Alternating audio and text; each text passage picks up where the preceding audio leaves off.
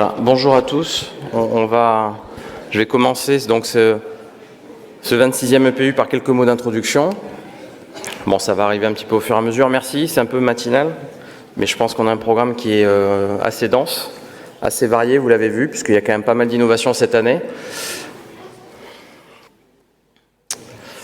Voilà, donc les missions du collège, je vais vous les rappeler rapidement, vous les connaissez. Donc c'est de regrouper donc, les audioprothésistes diplômés d'État, qui vont permettre donc aux directeurs d'enseignement d'avoir une cohorte assez importante concernant donc l'enseignement de l'audioprothèse et de l'audiologie prothétique.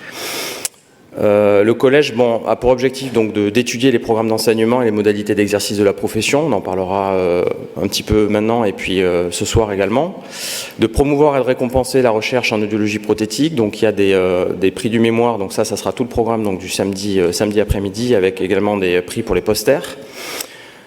De faciliter l'acquisition et le développement de la culture fondamentale appliquée au domaine de l'audioprothèse, d'organiser la formation professionnelle post-universitaire, là on est dedans, et de veiller à la qualité technique scientifique. Il y aura également une table ronde aujourd'hui en fin de journée avec la vice-présidente du Conseil de l'Ordre du Québec et également la directrice générale donc, de l'Ordre du Québec.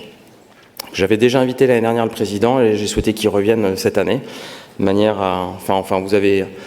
Quand vous lisez un petit peu la presse, vous savez que c'est une idée en tout cas qui chemine gentiment et pour sur laquelle on pousse quand même pas mal. Les membres de mon bureau, alors je remercie sincèrement donc, mon premier vice-président, donc David Collin, qui a vraiment œuvré avec beaucoup d'énergie pour la mise en place de la maquette de cette EPU. Ma deuxième vice-présidente Charlotte, merci beaucoup Charlotte, qui a énormément œuvré également dans tout ce qui est organisation donc, du prix du mémoire. Mon secrétaire général fidèle, Christian Renard, sans oublier bien entendu Céline Guémas, qui est la secrétaire générale adjointe, et puis mes deux trésoriers, puisque vous savez que ce genre d'événement, c'est un événement qui peut se passer que si on a une gestion rigoureuse des comptes, et je remercie très sincèrement donc, Thomas et Morgan pour leur vigilance et leurs conseils avisés. Alors les membres actifs, vous les connaissez, ils ont un petit pins, n'hésitez pas à aller les voir si vous avez des questions pour des stages ou autres, on en est à votre disposition. Vous aurez l'occasion de les rencontrer pour la plupart ce soir lors de la soirée du collège qui se passera donc au restaurant au-dessus de la Philharmonie, qui est un peu plus de 100 personnes. C'est la première fois qu'on fait un dîner vraiment, on va dire, très ouvert et on a été obligé de refuser pas mal de monde, donc je ne sais pas comment on s'organisera l'année prochaine, mais en tout cas ça a eu un vif succès. Donc les derniers rentrants, ça fait 1 an qu'ils sont rentrés d'ailleurs, qui ont été élus, donc c'est Julie Bestel. On a également Vincent Croze qui nous a rejoint, Elsa Legris, et puis Fabien Seldran et David Tran, que je salue au passage puisqu'il est jeune papa depuis quelques jours. Les centres de formation, vous les connaissez, voilà, avec leur directeur d'enseignement, leur coordinateur pédagogique. Je remercie très sincèrement donc en tout cas les responsables pédagogiques et les directeurs d'enseignement d'être présents aujourd'hui. C'est très important pour nous, puisqu'il y a un travail qui va arriver donc concernant l'universitarisation et puis le travail de réingénierie qui ne peut pas se faire sans les directeurs d'enseignement. Donc c'est très important qu'ils soient présents aujourd'hui et puis que nous ayons des échanges de qualité. Vous avez remarqué que le nom du professeur Garcia a disparu de la liste puisque il est à la retraite, voilà, il prend quelques jours de repos, enfin quelques années en forme. Je le remercie très sincèrement pour tout le travail qu'il a fait, je dirai quelques mots demain. Et donc il a été remplacé, donc son successeur désigné, donc c'est monsieur Éric Bavu. Donc Éric, bienvenue, vraiment. Qui remplace donc le professeur Garcia depuis le 1er septembre 2022. C'est un ancien élève donc de l'ENS Cachan, il est agrégé de physique. Il a une thèse de doctorat en génie mécanique avec une spécialité acoustique et il est maître de conférence habilité à diriger les recherches. Donc bienvenue Eric. Et puis voilà, comme je te l'ai dit tout à l'heure, tu pourras toujours compter sur l'oreille attentive du collège dans tes différents projets. Alors l'actualité enseignement, on en reparlera en fin de journée. Il y a deux éléments principaux que je voulais vous présenter. C'est d'abord la remise d'un travail, donc d'une proposition d'étude, donc à la création donc d'une nouvelle maquette à la formation en audioprothèse. Donc je remercie très sincèrement donc mes deux présidents d'honneur, donc François Leher et Stéphane Laurent, pour le travail qui a été accompli. C'est un travail préparatoire, c'est un draft, c'est une proposition qui a été donc pour l'instant remise donc au syndicat et également donc aux directeurs et aux coordinateurs d'enseignement. Et à ce sujet, je tenais à vous préciser donc la création dans les jours à venir, en tout cas, d'un conseil de centre des formations des universités françaises en audioprothèse. Et je me félicite vraiment, véritablement de cette initiative, puisque ça va rassembler l'ensemble des directeurs d'enseignement et des coordinateurs pédagogiques des écoles françaises.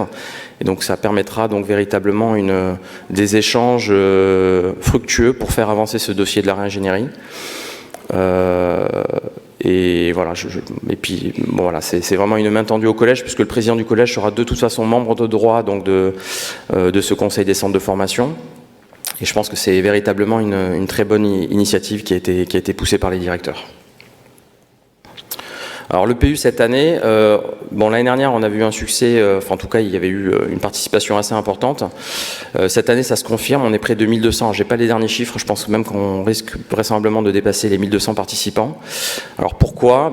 Probablement parce qu'on a revu un petit peu le modèle, donc vous avez vu il y a des ateliers, donc il y a plus de 17 heures donc, de formation pratique qui vont avoir lieu là, durant ces 2 jours, avec plus de 300 audioprothésistes étudiants qui sont formés. On a également, il y a un organisme de DPC également qui contribue à cette EPU. Alors c'est à l'extérieur de l'EPU, puisque donc c'est une société indépendante. Enfin quoi qu'il en soit, il y a plus de 90 audioprothésistes qui vont être formés. Et puis des sessions plénières avec plus de 30 intervenants. Donc cette année, on a la possibilité de retransmettre d'ailleurs une partie donc des interventions sur la petite salle qu'il y a derrière, et je pense que en tout cas c'est un grand succès pour nous. On va falloir pousser les murs bientôt, mais en tout cas voilà, c'est une vraie réussite grâce à vous. Alors le planning complet de l'EPU, vous l'avez dans les petites brochures. Les ateliers, ils ont été ils sont tous quasiment complets. On a des ateliers collège et puis on a des ateliers avec des partenaires. Les ateliers collège, on a l'appareillage en conduction aérienne sur des questionnaires, on a l'appareillage en conduction osseuse, on a une partie d'échange avec les régleurs d'implants cochléaires. Alors le réglage d'implant cochléaire, que ça soit bien clair pour tout le monde, en tout cas c'est clair dans l'idée du collège, ce sont des réglages qui sont effectués donc par une personne spécialisée au sein d'un centre hospitalier, universitaire, en tout cas sous la responsabilité d'un ORL spécialisé dans la chose, et en aucun cas un réglage qui peut se faire en cabine, ça paraît évident, mais bon, je tenais quand même à le rappeler. Voilà, donc des ateliers qui sont très complets, il reste peut-être encore quelques places, donc n'hésitez pas à vous rapprocher à l'accueil ou des partenaires si vous souhaitez y assister. On a un site qui a été refondu. Donc il vous suffit simplement donc, de flasher le QR code. Ça vous permettra entre autres d'avoir accès à tous les replays, c'est-à-dire que tout ce qui va être dit aujourd'hui, enfin en tout cas durant ces 2 journées, est enregistré. Vous aurez accès au replay, vous aurez la possibilité de recevoir les cahiers de l'audition. Donc il y a plein d'informations. Et puis on est en train de travailler également sur la mise en place d'une application pour le Collège national d'audioprothèse. Donc n'hésitez pas à vous inscrire. Vous y trouverez également des éléments sur la boutique avec donc, les précis d'audioprothèse, les caducées, les clés d'audiométrie comportementale de Madame Delaroche. Voilà, donc il y a plein d'éléments.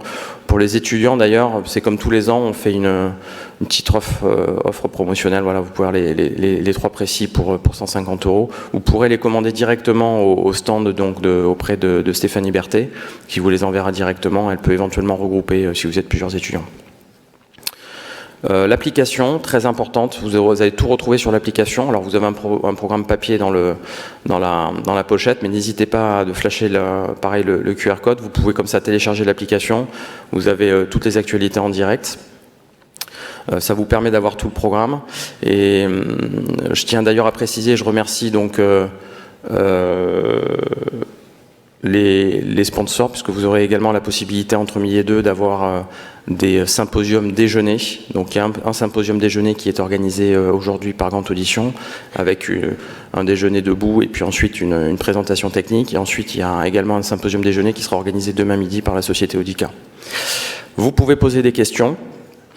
Donc par le biais de l'application, vous rentrez sur la fiche de l'intervenant et puis vous posez votre question en bas. Les questions elles sont centralisées par un modérateur sur une tablette. Posez toutes les questions que vous souhaitez. on ne pourra pas répondre à toutes les questions, puisque vous savez qu'on est quand même tenu par le temps, et moi le premier d'ailleurs, donc je ne vais pas tarder par finir. Ça permet de finir à l'heure. Les questions non traitées seront publiées de toute façon dans les cahiers de l'audition, donc pas d'inquiétude, vous aurez vos réponses. On transmettra l'intégralité des questions aux intervenants.